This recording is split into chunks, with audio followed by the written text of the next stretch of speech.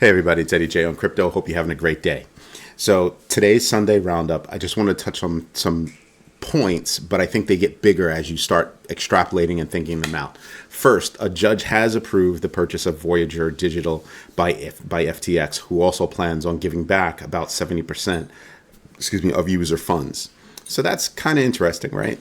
Everything that's going on with FTX. Bad news for FTX. Apparently, there's some kind of a way that hackers have been able to steal API keys. So if you're using FTX and you've got an application hooked up to it and it's using the API, people are going around stealing keys and they're able to do trades on your behalf and swipe funds.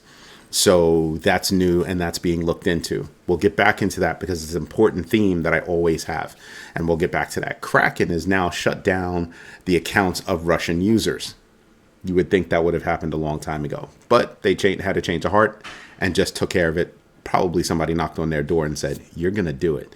But again, adds to what else I'm going to be touching on. Fidelity is hiring about 100 people to take a deeper dive into digital assets. Now, let's take a step back and look at the broader picture. The broader picture is I'm not a fan of, centralized exchanges like FTX, Kraken, Coinbase, name it. I'm not a big fan of it.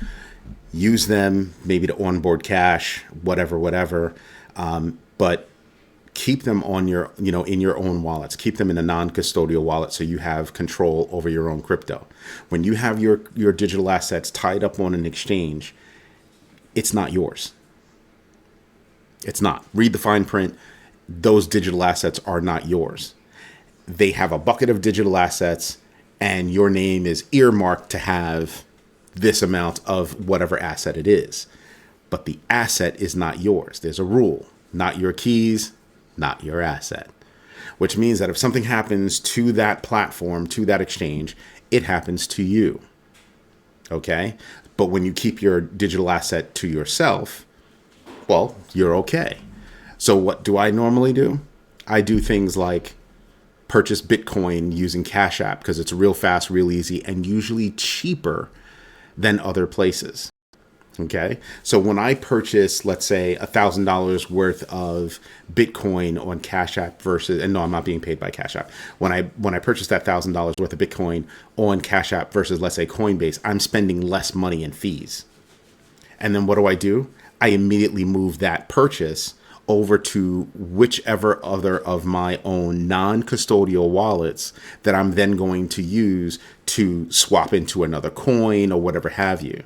But now I've onboarded my money, my fiat.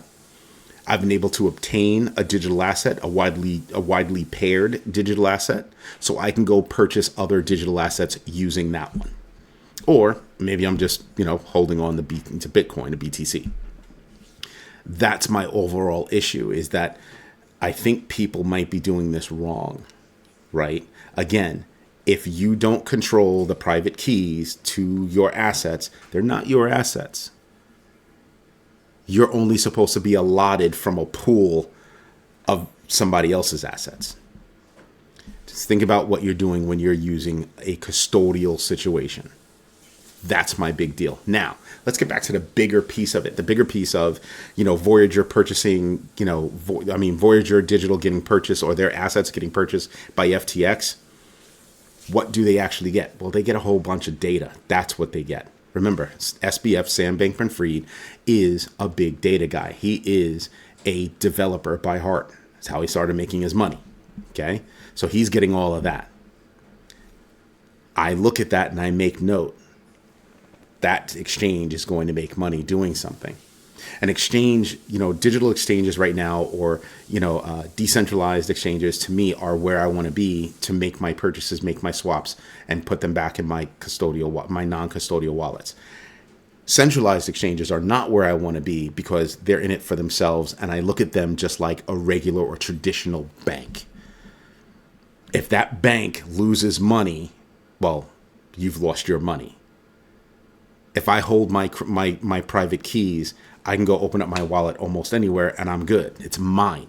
It's mine. So I'm very protective over where I hold my funds. I hold less than a couple of $1,000s on exchanges in total. because they're not meant that I don't use them that way. I use them just to hold. But if you look at these long-term things that some of these exchanges are doing, getting into other countries, centralized exchanges, getting into other countries, purchasing smaller exchanges, pretty soon you're going to have the same thing that happened to the banking industry. Like back in the day in the United States, you had Manufacturers Hanover. They got bought out. Just look at all of the banking moves.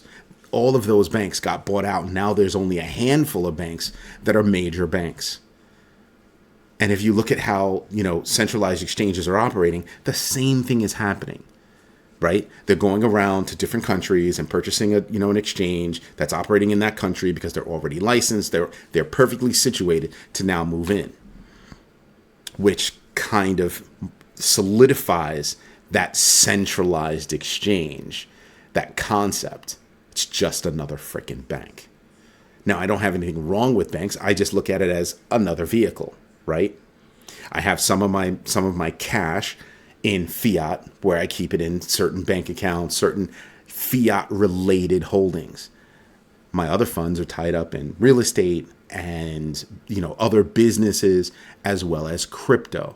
All of them to me are just vehicles, and I have to figure out what kind of percentage of my money do I need to be liquid, semi-liquid, can be midterm, can be long-term, can be for inheritance. And that's a whole trust conversation I would have later. Anyway, this is Eddie J on crypto. That's your Sunday roundup. Coming up for this week, I'm really looking at more things going on with exchanges. Fidelity getting into hiring more people to get deeper into digital assets. I'm expecting to hear more about that. I'm also expecting more from Polygon. Polygon's got the most dApps out there. Okay? Decentralized applications, that kind of stuff. They've got the most, more than Ethereum.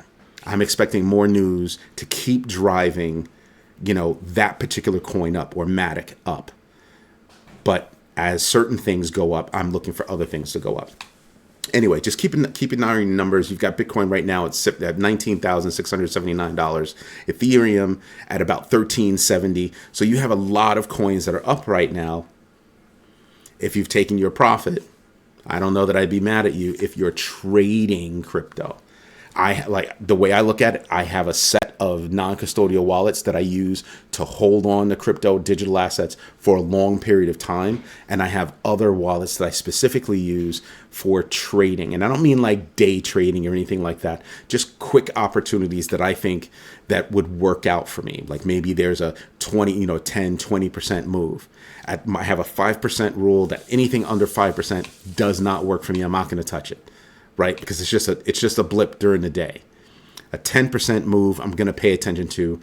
Anything above 5%, I'm going to start taking notice. 10%, I'm paying attention. 20%, I'm scratching my head and I'm thinking maybe I should take some profit. Right? Because that goes up, comes down, that goes down, goes up, and I might be able to take advantage of that part where, okay, it went up, and I'm taking a gamble by taking that profit, thinking that it's going to go down. So even if it just goes down a little bit, I can get back in, putting that profit back to good use and gaining more crypto as it goes back up. That's my play. So that's what I'm looking for this week.